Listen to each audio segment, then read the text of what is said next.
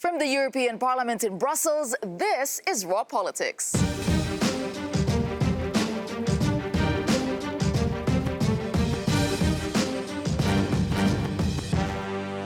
Thanks for joining us tonight, and this is what we have on the program. Pomp and protests. Demonstrations threaten to overshadow China's 70-year celebration of communism. October anxiety. Boris Johnson's shaky Brexit plan with a deadline now just 30 days away. Teen voters. Why Italy wants to lower the legal voting age to 16 years old. Kurt's comeback. One of the world's youngest leaders wins by a landslide in Austria elections. And who's France? Angela Merkel leaves them laughing in tonight's Raw Moment. Well, it is time to meet our panelists this evening. We have joining us Shada Islam. She's Director of Europe and Geopolitics at Friends of Europe. Shada, good to see you. So what story are you watching closely tonight? The parliamentary hearings here taking place in the European Parliament here. So that's what I'm watching. Very important for the democracy, accountability of the European Union. Indeed, a lot of buzz around here in the European Parliament. All right, also joining us, Urmas Spayet. He is an Estonian MEP and former foreign minister with the Renew Group. Hello there. What about you? What are you watching? Well, I think all developments in China and in Hong Kong actually are with utmost importance. All right. Okay, and we're also joined by Isabel Santos. She is a Portuguese MEP with the Socialists and Democrats group. What about you, Isabel? Of course, what is occurring in China and Hong Kong, it's time to calm down and call for a de-escalation of this violence. We are very concerned with this topic. We are keeping a close eye on what's happening there, and that's exactly where we are beginning tonight. China's celebration of 70 years of Communist Party rule and the counter-protests against them. The commemoration began with a show of epic proportions. China's military power was front and center as tanks rolled through Beijing streets. A series of parades featured thousands of soldiers and performers as leader Xi Jinping watched on, keen to showcase China's strength to the world.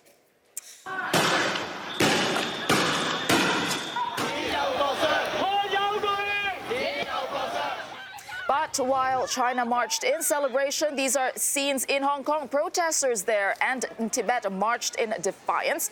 Thousands fought against tear gas fired by police, who have confirmed one protester was shot in the chest.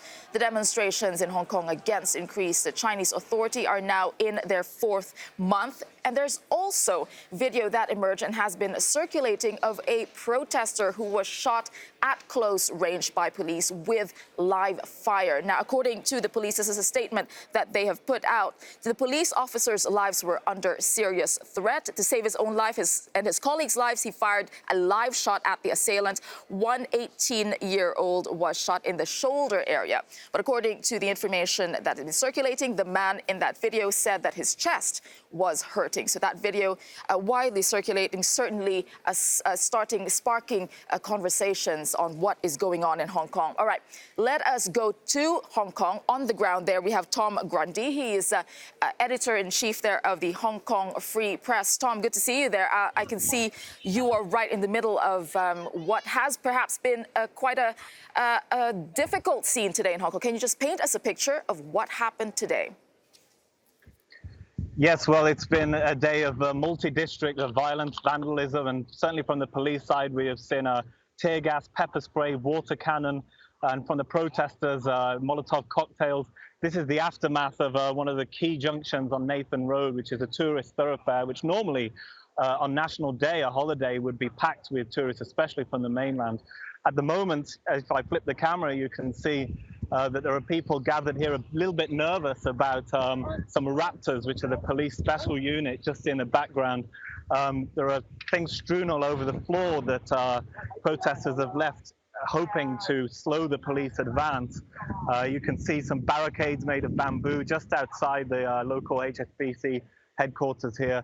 Certain restaurants, companies, banks, and the MTR, the metro system here, have been the target of some of the vandalism after they fell afoul of protesters. You can see absolute mess here outside the Mongkok MTR station. And most of the transport system was actually shut down to try and prevent these scenes today. But as we see in the distance, some police along with some massed young protesters who've been running battles north and south along this key thoroughfare. It ended up being a very dramatic day throughout the territory. Indeed, and Tom, we've been seeing a lot of images from what was happening in different parts of Hong Kong today, and we saw that video of a protester shot at close range by a live shot, and all the other videos we saw surfacing today. Is it fair to say that this is the worst escalation it's been in the 4 months that this has been happening? And if so, is it a turning point?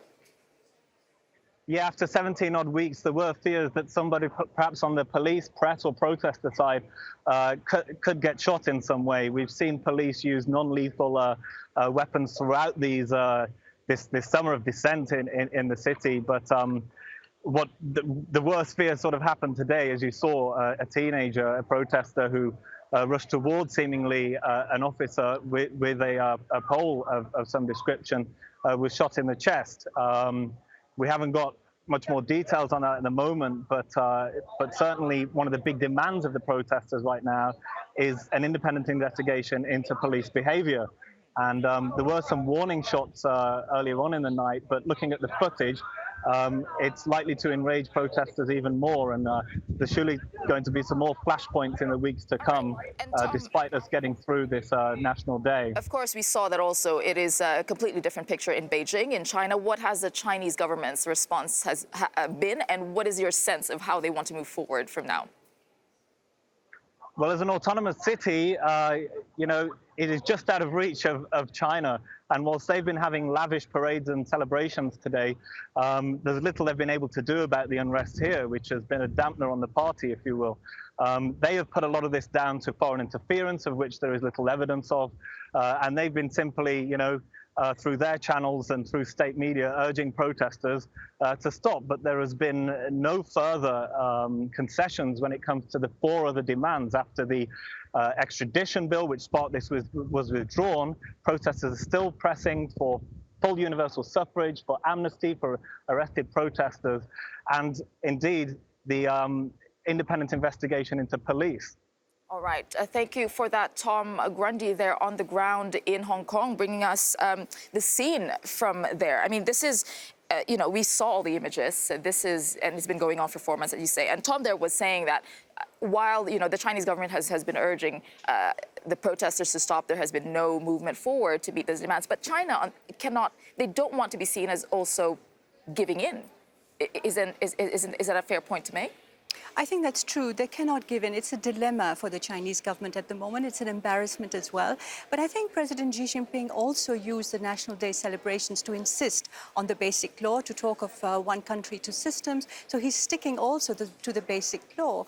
And I think at the moment, all we can do, as Isabel said earlier, is to try and urge de-escalation on all sides, and also to try and bring the different stakeholders together for an inclusive dialogue. What else can we do at this stage? I mean, that's exactly what I want to ask. Is that enough, though? What else can be done by the EU? Because today a statement was released by Maja Kosijancic, the EU spokesperson for Foreign Affairs, and she said, more than 3 months since these protests began, the right of assembly and the right to demonstrate peacefully must continue to be upheld in line with the basic law and international commitments, urging de-escalation and restraint. Yes. Words. But is that all, really, that the EU can do? Yes, we can do much more. We can try to influence, we can try to mediate dialogue between both parts, but for dialogue, we need 2 parts interested in dialogue. And it's very difficult deal with these inorganic movements that don't have a clear leadership, and it's clearly very difficult. From the other side, we have China. It's not easy dialogue with China and promote a change of situation. But it will be a very difficult situation to manage. Because just to put China's response, the last time that the EU responded, China said that it urged the EU to respect China's sovereignty in good faith. I mean, this is pretty much saying this is our business and our business alone. I mean, do they have a point? It's not only their business. It's not only internal issue. It's an issue of all of us, because we are talking about freedom. We are talking about respect of human rights, and respect of human rights are not internal problems, are common and global problems. Okay, Ormas, what do you think? Does China have a point? Well, China is still changing, and it is a very big process. And as we see all these images in Hong Kong, actually they last already 4 months. And so far, luckily, China didn't use massive violence, which would be the case like 2 decades ago, for example. So that China anyway is changing, and it is very uncomfortable timing for China. Well, because they can't, I mean, legally, it's because it's the Hong Kong police that implement the law in Hong Kong, not the Chinese still, yes, government. if you look at the substance, then, well, I guess 20 years ago it would happen, you know, in different way. And I so think that in this regard, what EU should do, one, of course, is that we should insist on protecting human rights and international law. But second is that also EU itself has to be much stronger and much more strongly united what concerns China, because still there is very strange mechanism of so-called 17+1, where some EU member states, some non-EU member states are together with China doing sort of business. But when we speak about common foreign and security policy, then it should be really common. I mean, on that is exactly what makes it difficult, you know, in dealing for countries to be dealing with countries like China, for example. But let's take a look at just how close, in fact, the EU and China really are. Well, the EU is China's biggest trading partner. And while China is the EU's second biggest trading partner, trade between the two equals 1.5 billion euros a day. And in 2017, the EU exported 198 billion euros worth of goods to China, imported 375 billion worth of goods. I mean, that is a massive amount, and this is what makes it difficult. This is a very important economic relationship, but I'd also say to both of you, it's a very important political relationship. In today's geopolitical world, great power games, etc., we need China for many, many things, including the 21st century challenges, Tessa. Climate change, Agenda 2030, dealing with poverty, all of these issues, we need China. But we're also competitors, and I think the European Union has said that very clearly. Now, you mentioned the 17+1, Thomas. I think that is true, that is a special relationship, but Germany has a special relationship with China as well. Next year, in September, there will be a special summit in Leipzig. And Angela Merkel was in Beijing will go there. So I recently. think there's nothing wrong with countries within the European Union having their own relationships with China. That is a normal thing. But it should not be on the expense of this common foreign and security policy of the EU. Otherwise, nobody takes us seriously. No, I think people take European Union very seriously, but also understand that when dealing with an economic giant, our economies are coupled. Speaking of that, it's going to be bilateral difficult. relations are not a problem, but we need to have a common ground. Yeah. We need to talk with one voice, not with many voices. Isabel, that will not happen. One of the problems That will of never our happen? I don't think we external can. policy is right that. It's that we are talking in many voices and not in one voice. So if it can never happen, is this No, I discussion didn't say, even look, moot? it will not happen. I'm not so pessimistic It will in not this happen regard. on political issues. I think on the economic issues, it is happening. So I think we also have to realize the limits of the European Union at the moment on trade, on the economy, So you say on the economic investments. issue, it can happen. So you don't It is think happening. So is China not too big to disagree with? No, I think that if you look at globally, then yes, China is clear global power and will be more. So that in this regard, to be balanced, to be a real competitor, it says clearly that EU must stick together. Otherwise, even the biggest EU member states, they are no real competitors or balance points for China, or even when we speak about United States or any other big power. So that in this regard, it is also from common sense point of view for all and each EU member states that Europe has to act together. Otherwise, there is no chance to counterbalance China and Chinese interests. I just want to say one thing. We can say that. We can say it would be a good thing. We should act as well, not just say, yes. But we cannot act because every country has its own interests, has its own economic relationship with China, and has its own requirements. So when you talk about 17+1, these are countries that are hungry for foreign investments. These are hungry for money and investments in the infrastructure. No, it's not black and white issue. I also come from the country which is part of this, and I disagree deeply. It's not about being hungry of resources or whatever money. What is it then? European Union has enough resources for important strategic projects, so that in this sense, it's not with utmost importance this is precisely to see Chinese I think this is an interesting example of precisely the kind of discussions when it comes to dealing with China. Yeah. How do you deal with China, in what kind of voice? Yes. And, with China and with other big countries, powers as well. All right, we'll leave it at that. We'll still be keeping an eye on what's happening in Hong Kong, of course. And now, let's move on, because with just 30 days to go until the October 31st Brexit deadline. The UK government is set to publish proposals for an amended agreement, but leaks of their plans are already causing headaches. Our correspondent Vincent McAvity joins us now from the Conservative Party conference in Manchester. Okay, Vincent, tell us more about what's in this leaked document and how Boris Johnson is responding to it. Good afternoon, Tessa. Well, 3 words, get Brexit done, are on all the posters and signs here at this conference, and it's the mantra coming out of all the politicians, but it's still not clear how they will do that because the government has been distancing itself from this leak to the Irish media of these possible plans for the Northern Irish border, having some customs centres around 5 to 10 miles on either side of the border in the Republic and Northern Ireland, where vehicles would have to go through to be processed. Now, Boris Johnson has been saying that whilst this isn't their plans, it is the reality, he says, of Brexit that there needs to be some customs checks. Here's what he had to say in full.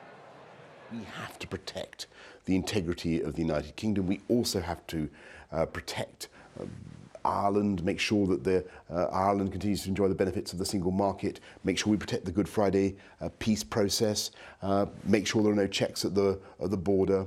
And I think one thing is clear, we don't want to see new border posts just away from the border. That's not what we're envisaging. I think there may be some confusion about that, but I'm not going to minimise this. This is the moment when we all really have to try to make progress and get this thing over the line.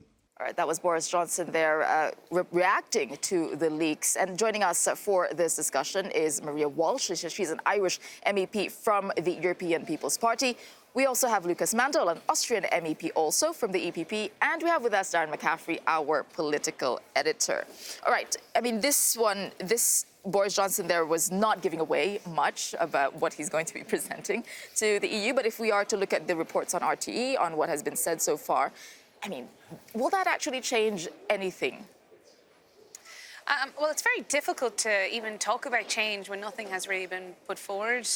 Even speaking in our Taoiseach went in our own Leinster House, our own head of government, just about an hour ago to opposition and answered questions. The leaked papers are one thing. The fact that Prime Minister is distancing himself from it is quite and is relieving. It even a new idea? I'm not sure. Yeah. And I think that's our problem. We're just not we're not seeing new ideas, and we're days away from sitting before council. And the fact is, we have people living north and south of the border, and every day, every hour that goes by, the question of, are we moving away from the peace process? Even if we're not talking about the border, but then it's a few miles from the border. I mean, if that is the idea, we don't know yet what is going to be presented. Well, Boris Johnson is suggesting that this isn't the idea, that this is part of a whole plethora of stuff that's been suggested, but it's not the official position of the British government, seemingly that you try and have an invisible border but replace it with 2 hard borders 5 or 10 miles away from where it's meant to be.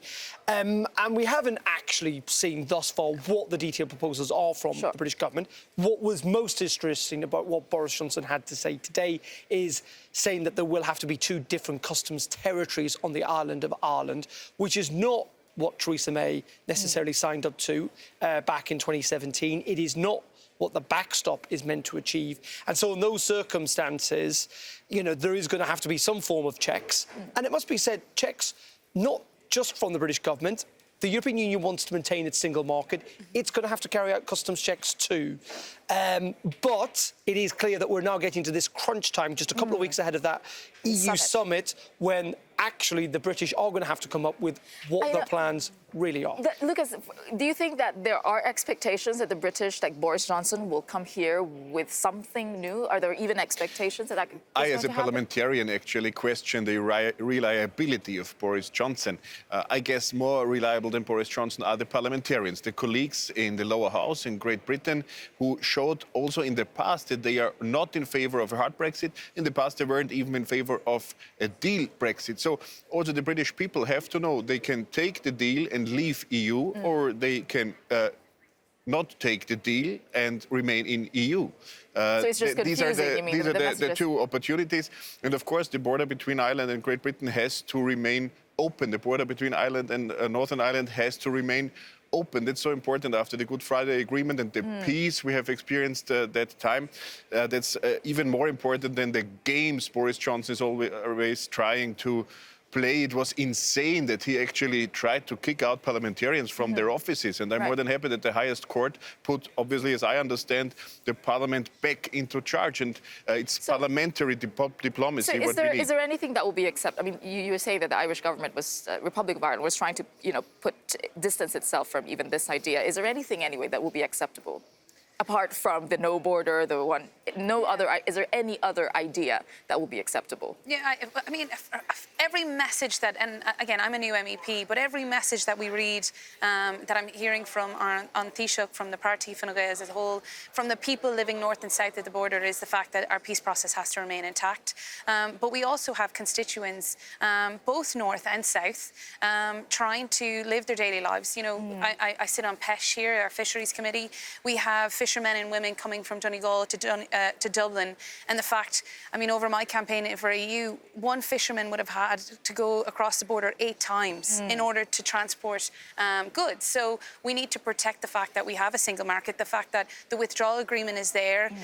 Nobody, I think, outside of Boris Johnson wants a divorce. Yeah, I mean, all I would add to this, though, of course, there is a catch-22 situation for the Irish government, which is essentially by insisting on the backstop, they have made the possibility of a no-deal Brexit more likely. And in doing so, a no-deal Brexit will lead to a hard border on the island of Ireland and to economic disaster, as some would see it, in both Northern Ireland and in the Republic. So, this is the whole point, is how far is Dublin willing to push this to potentially lead to Britain leaving the EU without a deal. Right. All I would add is, and I know you represent these people, right, so that having grown up on that border, that uncertainty that people who actually live there, I mean, this is the story that the effect on real people. Yeah. That is exactly, I mean, this is something that we probably have to discuss a lot more, is how it affects people. Well, let's move away from the Irish border because, there are other things going on. In relation to Brexit, the Conservatives are congregating in Manchester, this for their yearly conference, as we saw our correspondent there, a chance for Boris Johnson to set out his vision for the country's future. But things aren't going exactly to plan. And here's everything you need to know in the Brexit brief.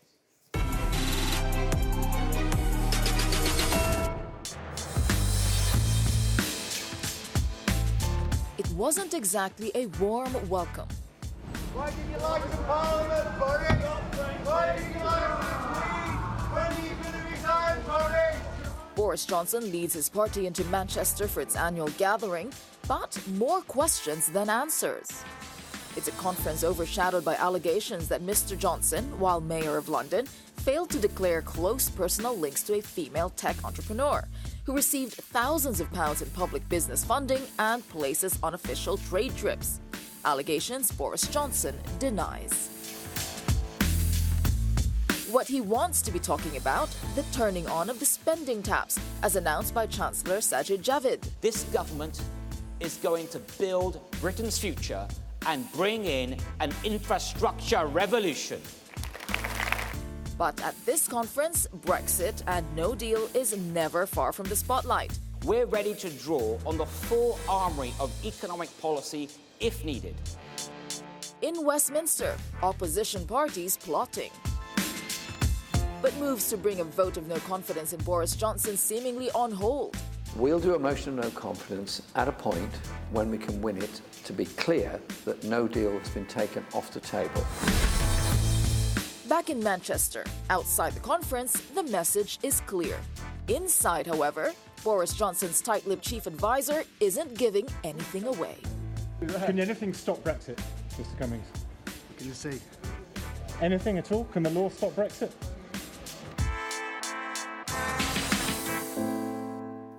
Oh, just very quickly, I'll go to you, Lucas. Do you think that the October 31st deadline will be kept? No. No, I not at all. can't go deeper into that because actually, personally, with personal friends, I have some bets running that they will not be a Brexit at all. Right. Since it would harm British people, it would harm all Europeans, especially Irish Europeans, all Europeans, I wonder if and there's even especially any the Brits. disagreement there. October 31st, will it happen? I would hope an extension comes in on October 31st just to allow the UK to figure out their divorce mechanisms and then allow... But I don't know if that's going to solve anything. Right. But from what I do know, whether there be a Brexit, I just hope there's not a hard Brexit. Yes or no? The win, I mean, I think it's very, very unlikely that the UK is going to leave on October 31st for a whole range of reasons. The winds at Westminster seems to be blowing in the direction potentially of a second referendum ahead of a general election.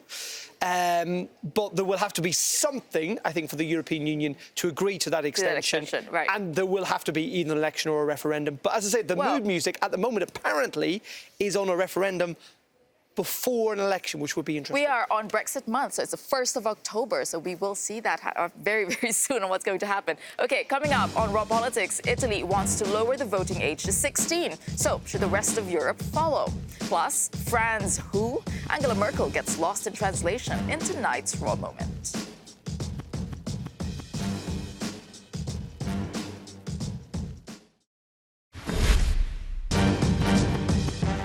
Welcome back to the programme. Now, the political turmoil continues in the UK. British lawmakers returned to Parliament yesterday and expressed their anger towards Prime Minister Boris Johnson over suspending the government, a move that was later ruled unlawful by the Supreme Court. But during the debate, another issue emerged, the sometimes inflammatory language that is used by the British Premier. Well, for more on this, our correspondent Vincent McAveney is joining us from Westminster. OK, Vincent, it was, for those who've seen it, it was quite emotional and colourful last night in Parliament. What actually happened? Yeah, Tess, well, I've been in the UK Parliament working for the last 8 years, and I've sat through hundreds of hours of debate, and I've never had a night quite like it in the House of Commons. The mood was very tense. There were a lot of people very angry, very upset. And the name of Joe Cox, an MP who was murdered just before the referendum in 2016, was being invoked because of the nature of the language being used from the government benches. Talk about traitors, about saboteurs, the bill that stops the UK leaving without a deal being branded a surrender bill. And those on the Labour benches who lost their colleague Jo Cox, she was a mother and a wife, they were pointing last night to a crest for her memory in the House of Commons and pleading with the Prime Minister to change his language. Here's what two of those MPs, Paula Sherriff and Tracy Brabin, who actually replaced Jo Cox in her seat, had to say last night. We should not resort to using offensive, dangerous or inflammatory language for legislation that we do not like. And we stand here, Mr. Speaker, under the shield of our departed friend, with many of us in this place subject to death threats and abuse every single day. And let me tell the Prime Minister that they often quote his words: surrender act, betrayal, traitor. And I, for one, am sick of it. Hearing from the Prime Minister words like the Humiliation Act, the Surrender Act, the Capitulation Act, all of these words are suggesting that we, because we disagree with him, we are traitors. We are not patriots. Nothing could be further from the truth. As the woman who has taken over a seat that was left by our dear friend Jo Cox, can I ask him, in all honesty, as a human being, please, will he, going forward, moderate his language so that we will all feel secure when we're going about our jobs? Now, you can hear those pleas from MPs to try to tone down the language, but the Prime Minister's responses to both of those requests, well, that really inflamed things, because on the first one, Boris Johnson simply said he'd never heard so much humbug, and on the second one, he said that to honour Jo Cox's memory, we should deliver Brexit. Now, that has gone down very poorly. A lot of MPs left the chamber last night upset and angry. One of them, Jess Phillips, has actually confronted the Prime Minister this afternoon whilst the vote was going on and gave him a very public dressing down in one of the voting lobbies. And the widower of Jo Cox has also come forward to call for a calming of the language, reminding people that Jo Cox's message that she gave in her opening speech in Parliament was that we have more in common. So things here in Westminster the last 24 hours, very, very upsetting for a lot of people. Vincent, when we listen to those words that they just enumerated there, there's a theme that runs behind it. So it seems to have had thought behind it. So what is behind this messaging, if there is any strategy behind it?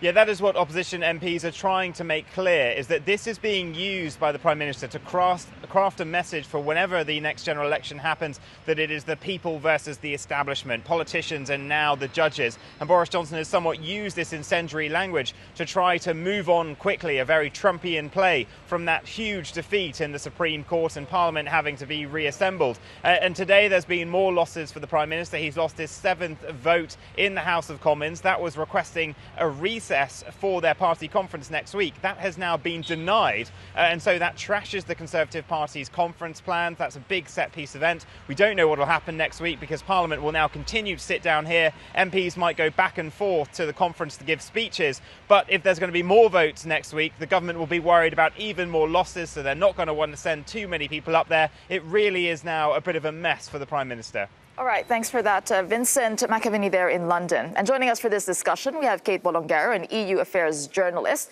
And still with us, Andrius Kubilius, a Lithuanian MEP with the European People's Party, and James Crisp, Brussels correspondent for The Telegraph. Kate, I'll start with you. I mean, again, the words used there, it seems like, as Vincent was pointing out, it's calling out to a certain group of people. Is this what is happening there? And has he crossed the line? Has Boris Johnson crossed the line? Prime Minister Boris Johnson has definitely crossed the line here. I do think that using such inflammatory language to basically act like he's trying to win a debate in grade school is just not a way to be running a country, especially a country in crisis. He wasn't elected to his office. I think that's something he needs to remember, and I think he should be carrying himself with a bit more dignity and respect, especially for someone who was murdered by somebody who was screaming Britain first. We have to remember that she was killed by someone who was connected with far-right ideologies, and so he needs to be careful that he's not playing into those. As an MEP, I mean, we have people, well, screaming at each other as well in the European Parliament. When you see that, what do you think? What goes through your mind? Well, of course, politics is politics. Sometimes you are using some language, but perhaps in Great Britain, for the time being, it's a little bit different situation. And Prime Minister really should not look only into how to win next elections with some kind of... So you don't think it's okay what he did? Yeah, divisive language, very clear. People against, against Parliament, against establishment. It can backfire even to him. Second, of course, Prime Minister's responsibility in such a situation is to try to calm down, the whole society, not only to ask, his voters to be in some way excited. Yeah, but it's the fact that he's a prime minister here, the issue as well, because you were saying that many politicians have crossed the line. I don't know. I mean, or look, politicians. he's a prime minister in campaign mode. I don't think that excuses basically the emotionally sort of tone-deaf approach Joe Cox's death. I think that will cost him some support, basically among right-thinking people and right-thinking conservatives. But the fact is that it's also a very short-sighted tactic because if you, let's say that he does get his election, let's say that he wins by a slight majority, but it isn't a hung parliament. Right, well then presumably he's going to negotiate a deal with Brussels, which is going to require broader support than just just his own MPs. And what is clear is, in the House of Commons yesterday, people hate him. I mean, people actively dislike him, and they hate him even more now. How is he going to get support for a Brexit deal, which most parliamentarians don't want in the first place, when he spent this time insulting the memory of a dead man? Is this the most emotional that you've seen in Parliament? I mean, Vincent was saying for him, but... as you're aware, British people are famous for their emotion, and that is definitely, we're very emotional. We're not at all reserved. Okay. But yeah, it was fiery. But, that's good. The messaging certainly the center of attention in that parliamentary hearing last night. Okay, now, if you have ever wanted to be a fly on the wall of the office of the world's most powerful leader, today is your lucky day. Well, Donald Trump staring down the barrel of an impeachment inquiry over allegations that he sought help from Ukraine to smear Democratic rival Joe Biden. The White House has released the transcript of the president's now notorious call with his Ukrainian counterpart. And here's what you need to know. Thank you very much, Mr. President. Thank you very much. Getting to know each other. Donald Trump and Vladimir Zelensky meet for the first time, just as details of their controversial call are made public. Congratulations on a great victory. We all watched from the United States and you did a terrific job, Donald Trump told his counterpart in July, who responds, we did win big and we worked hard for this. We worked a lot, but I would like to confess to you that I had an opportunity to learn from you. We used quite a few of your skills and knowledge and were able to use it as an example of our elections. And yes, it is true that these were unique elections. The pair then turned their attention to Europe. Donald Trump says, I will say that we do a lot for Ukraine. We spend a lot of effort and a lot of time, much more than the European countries are doing, and they should be helping you more than they are. Germany does almost nothing for you. All they do is talk, and I think it's something that you should really ask them about. When I was speaking to Angela Merkel, she talks Ukraine, but she doesn't do anything. Zelensky responds, yes, you are absolutely right. Not only 100%, but actually 1,000%. And I can tell you the following. I did talk to Angela Merkel and I did meet with her. I also met and talked with Macron, and I told them that they are not doing quite as much as they need to be doing on the issues with the sanctions. They are not enforcing the sanctions. It turns out that even though logically the European Union should be our biggest partner, but technically the United States is a much bigger partner than the European Union. Then, on to the trigger for impeachment proceedings against Donald Trump. The US president says, I heard you had a prosecutor who was very good and he was shut down, and that's really unfair. A lot of people are talking about that, the way they shut your very good prosecutor down, and you had some very bad people involved. Adding, the other thing, there's a lot of talk about Biden's son, that Biden stopped the prosecution, and a lot of people want to find out about that, so whatever you can do with the Attorney General would be great. Biden went around bragging that he stopped the prosecution, so if you can look into it, it sounds horrible to me. Before hanging up, the Ukrainian leader adds, I would like to tell you that I also have quite a few Ukrainian friends that live in the United States. Actually, last time I traveled to the United States, I stayed in New York, near Central Park, and I stayed at the Trump Tower. This controversial call now embroiling Germany and Europe in a growing political scandal, which threatens to bring down a president.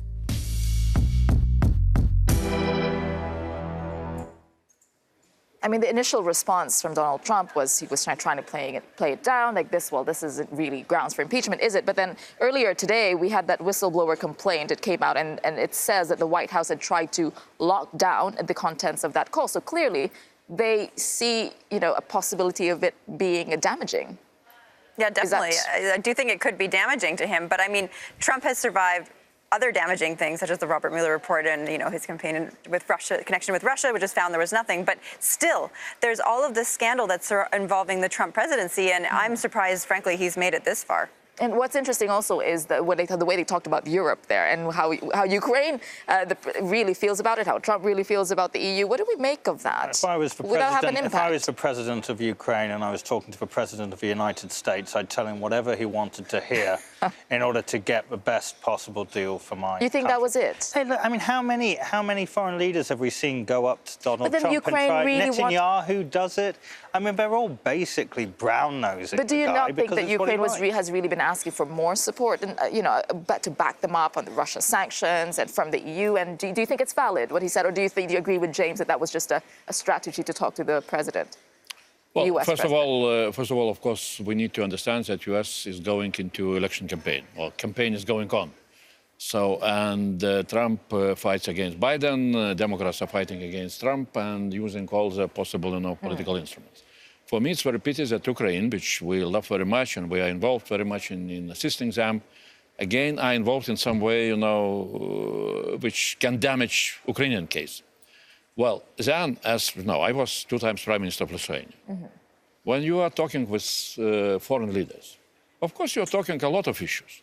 You're asking more help, you are criticizing that, you got not enough of help because, or you're praising some president. But you won't go that far, is that what you're saying? No, I'm saying I do not see, at least in that conversation, maybe some details are a little bit, questionable. Yeah, questionable, but nothing really very different from what really people who are leading the countries. You think Zelensky really felt that about the EU? You think he felt that the EU doesn't give Ukraine enough support? It's what we are sometimes feeling. We are saying the same, that EU should support more, There is nothing, nothing where I cannot, maybe I would not say 1,000%, Yeah, but when you were Prime Minister, I mean, did you ever say to another Prime Minister, oh, God, you know, Angela Merkel, she's always giving me such a pain in the neck? Sometimes. Well, we've run out of time, but just very quickly, Kate, if you can, in 5 seconds, Ukraine's, you know, how it plays out. Well, I think it's going to be interesting to see exactly how Ukraine is able to bounce back from this. It's a new president. Now he's going to have to work with the EU, and that's going to be tough another position, as we were saying yesterday. Okay, well, after the break on Raw Politics, outsourcing justice. Our Unleashed protest shows us how some European countries are dealing with foreign fighters far from their borders. That's coming up next.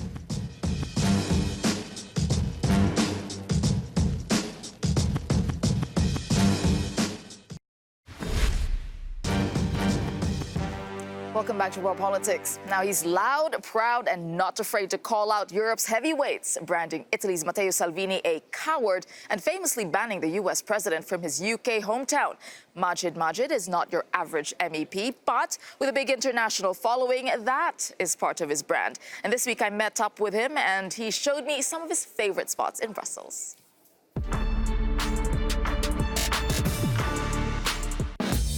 Meet Majid, the British Green smashing political stereotypes in Brussels. After rising to national fame as mayor of his UK hometown of Sheffield, he branded Donald Trump a waste man and banned him from the city. Outspoken and unapologetic, he's not everyone's cup of tea, but says that won't stop him from making his voice heard. Matteo Salvini is a coward. A coward because what kind of grown man watches a child drowning, gasping for breath, and turns his back? Ditching the suits for statement t-shirts, caps, and Doc Martens, he lives in an area most MEPs never set foot in. Anderlecht is one of Brussels' most diverse neighborhoods, but it often gets a bad rap from outsiders. He's far from traditional, and according to some, is Europe's coolest MEP. Hi there. Hello, Hi, Tessa. How are you doing? Good to see you. Great to see you. Welcome. Thank you. So where are we going, actually? We are going to probably the best restaurant in Brussels, in my opinion. We've got to test that, actually. We will test it, but let's go on. Okay, let's go in. There you go. Did you always want to be a politician? No. For me, it's like with everything that was happening, with so much rhetoric of fear, hate, and division that was happening, I thought if I can at least make my small part of the world, that'd be better. That's at least me having a positive contribution. And when it came to European elections that we weren't meant to have to begin with, it was like, well, do you know what? I just refuse to believe that the future authors of our country belong to the people of like Boris Johnson and Nigel Farage. And I felt that we, as individuals, and there were a lot more better people that can be actually better off and actually trying to put a better vision of hope for the country. So I thought, well, listen, I just want to basically combat that. I want to see what I can do. But you have been critical, actually, of the EU institutions. You think that what you see here, it deserves the kind of criticism that you... Well, what would you rather me pretend everything's perfect and Rosie, like, things aren't. So you like, think it is helpful to point 100%. Out what's wrong? For example, I would love, for example, to have the President Commission elected by all citizens in the European Union. I would love the European Union to actually have a bold, courageous, ambitious stance. Do you know what? We're going to create safe passages for people to come into that, rather than literally not having the courage to actually take positive steps. So there's a lot of things, but for me, it's that I'm an MEP. I'm going to use my platform and whatever way I can to really shout about the great things the European Union are doing, but also the things that aren't working that need to be improved. It's not just a case of saying, oh, well, look, it's all shit, it's all terrible. Well, no, we need to look into how we can actually improve that. Okay, biggest issues of the European Union, what are they for you? Biggest, like, for me, and I guess immigration is a big issue, in all honesty. Brexit is an issue, not just for Britain, for everybody. At the moment, for me, it's those two are big. Sorry, the third, probably, let's be completely honest, bigger than Brexit is the climate crisis. Right. And I think for me, like, it would be amazing. I would love the European Union to push it, that every member state makes it a priority when it comes to their budgeting, like tackling the climate crisis at the top of their budget priority. Okay, when you look at the UK, you talked earlier about how the chaos, which was the word you shambles, what was the word you used earlier? And now that you're here, you know, when you see how Europeans are also looking back at the UK, what's going through your mind with what's happening in Parliament? Honestly, it's absolutely embarrassing. It genuinely is, and especially someone like Boris Johnson and the Tory government, the way they've been completely handling things has been, I'd like to say I'm shocked, but at the same time, it's like when they put in their own personal interest above the national interest, then it's like, who are you really serving to begin with? So of course, it's like, the sooner we can get rid of Boris Johnson, the better. The sooner we can, like... Will anyone do a better job? I mean, there's several well, you have Theresa May who tried, you've got now Boris Johnson. I mean, is there anyone who you would put in there that would do a better job in terms of stopping Brexit? So fundamentally, like, for me, the main thing is I want to stop Brexit from happening. A lot of these issues that people had are all down to failed government policy and not some people in Brussels or Europe. When people look at you, you're different from the guys we see in Parliament, the way you dress. Are you a disruptor? Do you like being different? Is there a message? Why are you doing this? It's not even like I like being different. I am different. You're different. The cameraman's, everyone's different in their own right. And it's important for people to see themselves in politicians, in their leaders. So it's not like I wake up in the morning and I'm like, do you know what? How can I literally mess things up for everyone today? How can I make people... Of course, I acknowledge my existence is some sort of resistance and I make people uncomfortable at times. But at the same time, I make a lot of people happy. So all I can do is not betray my character and be honest with myself. So you're not doing it on purpose to, no, to stir up? Well, look at my role when I was mayor of Sheffield. I was exactly the same. I've not changed. My environment has changed. Right.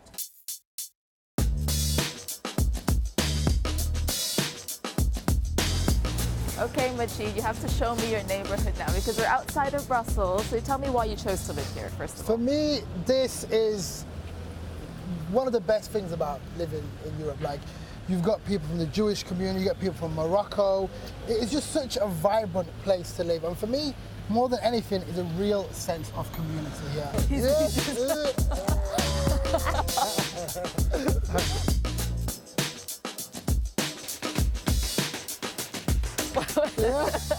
What is this? This is the best barber in the whole of Brussels. This is the diversity you're talking about that you don't see in the political classes. Well, this is what it is. So it baffles me when von der Leyen says European way of life. Like, what is the European way? Maybe we should ask these people, for them, what is this the European way of life, or what are we trying to defend from it, to be honest? So is there a dangerous interpretation of what a European way of life is? 100%, and I don't completely agree with it. For me, it's like, yeah, especially when you link that to migration, is the fact that the whole migration portfolio was called Protecting European Way of Life. That is really dangerous. Well, what Majid was referring to there, the European way of life, it's one of the file names under Ursula von der Leyen's commission, which includes migration. So that was what he was referring to. And on that note, coming up, Parliament rejection. Ursula von der Leyen faces some bumps in the road as MEPs grill her chosen commissioners. That's up next.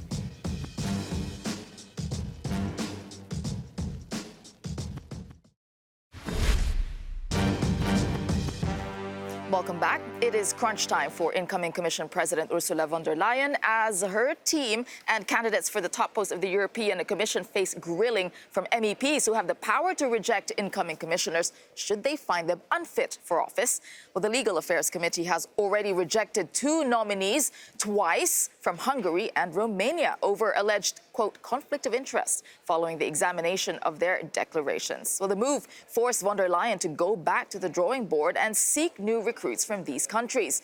Responding to her request, the Hungarian Prime Minister Viktor Orban unveiled his choice to replace his previous candidate.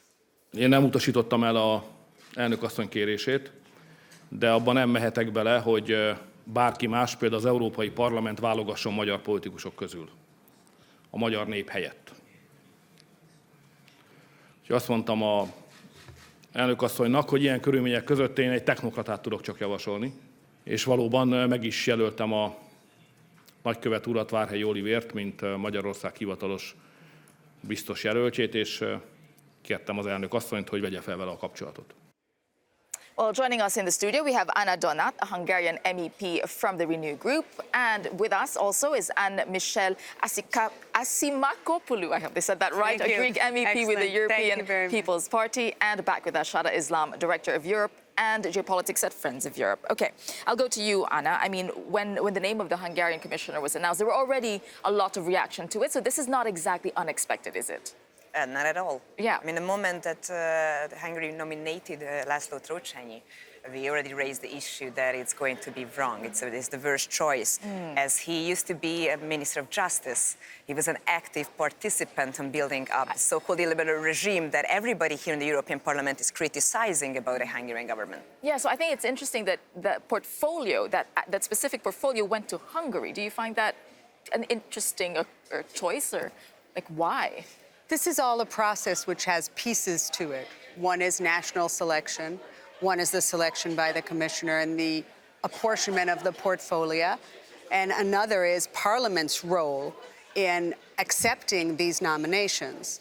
So I think what we're trying to find is balance. Now, I'm not going to get involved in whatever internal, that's the Hungary's issue.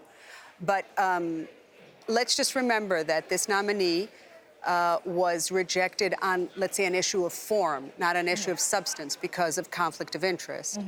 More interesting, I think, now is the hearings that are happening, because that's where we're going to actually be talking to the nominees about politics and about policy and what they know about their specific portfolios.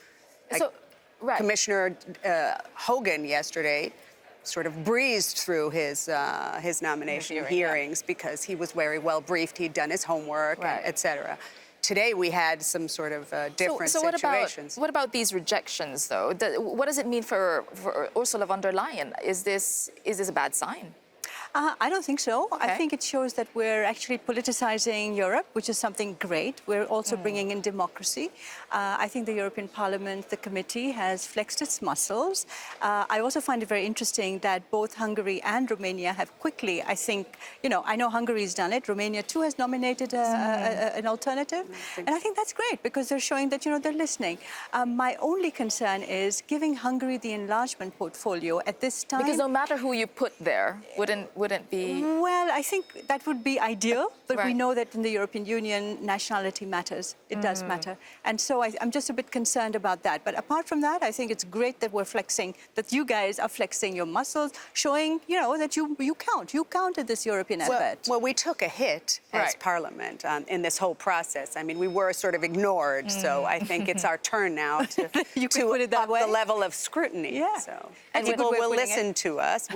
We're the democratic part of this whole process, the most democratic part. So. But you have to keep asking those questions, right? Absolutely. Yeah, and when it comes to that specific portfolio, because it is quite controversial, do you think that Hungary will get through with someone that's acceptable to everybody in the end?